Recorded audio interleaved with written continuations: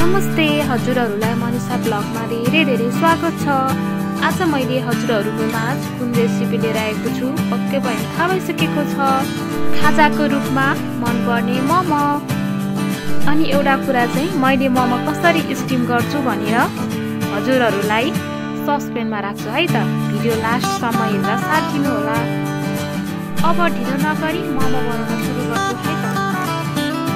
आज चाहिँ मैले भेज मोमो बनाउन लागेको छु। यसको लागि चाहिने सामानहरू मैले हजुरहरूलाई देखाउँदै छु। अनि एउटा कुरा, आज चाहिँ हामी बुढा र बुढी भएर मोमो बनाउन लागेको छौँ। आज चाहिँ हेल्प गर्नको लागि बुढा हुनुहुन्छ, उहाँले टमाटर काट्न लाग्नु भएको छ। मोमोको अचार बनाउनलाई कति आवश्यक पर्छ त्यो अनुसार टमाटर काट्नु होला हजुरहरूले पनि। त्यसै गरी हजुरहरूले मसिनो पारेर खोर्सानी काट्नु होला, आफूलाई कति पिरो मनपर्छ त्यो अनुसार। त्यसै गरी हामीले बोडी पनि काट्न लागेको छौँ। हजुरहरूलाई यदि मनपर्छ भने यो पनि एड गर्न सक्नुहुनेछ। हामीले चाहिँ यो थोरै राख्नलाई काट्दैछौँ। त्यसै गरी अब हामीले बन्दाकोपीलाई पनि कोरेसोमा यसरी सानो मसिनो पारेर कोर्न लागेको छौँ। यसो गर्दाखेरि मसिनो हुन्छ। अब चाहिँ म यो बन्दाको पानी झिक्नको लागि थोरै नुन राख्छु र एकछिन यत्तिकै छोडिदिन्छु।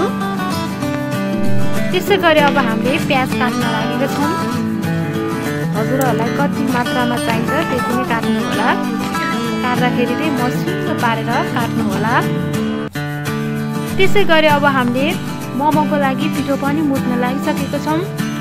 हजुरहरूलाई कति आवश्यक पर्छ त्यो अनुसार मोमोको पिठो मुस्नु होला। हामीले चाहिँ पिठो राम्रोसँग मुछेपछि 1-2 घन्टाको लागि प्लास्टिकमा प्याक गरेर राखेको थियौँ।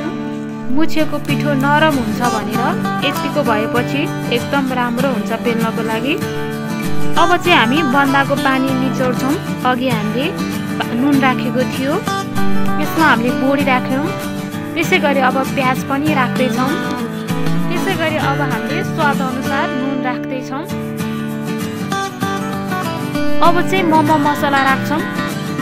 मोमो मसला चाहिँ अनिवार्य रूपमा राख्नुपर्छ, यसले एकदम स्वाद आउँछ मोमोको।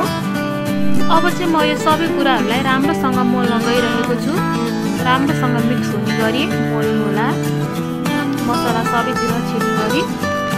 अब चाहिँ म यो पिठोको डोलाई सानो सानो डल्लो बनाउँछु।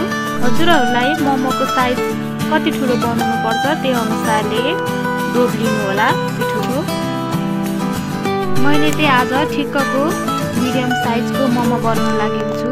अब चाहिँ मैले बेल्न सुरु गरेँ। अब चाहिँ म यसमा अघि मोलेको फोल्ड गर्छु। हजुरहरूलाई कस्तो डिजाइनको फोल्ड गर्न आउँछ त्यो अनुसारले फोल्ड गर्नु होला।